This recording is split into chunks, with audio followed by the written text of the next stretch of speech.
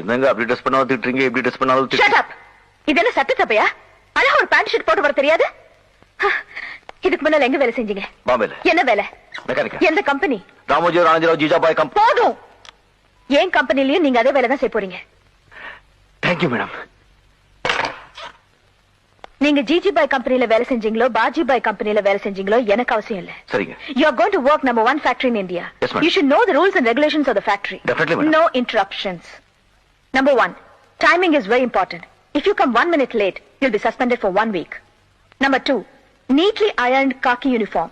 இந்த ஷூக்குள்ள பேண்ட் போடுறது, conductor back, கணக்குப்புள்ள back, கதர் சட்டை, பட்டை இதெல்லாம் எனக்கு பிடிக்காது.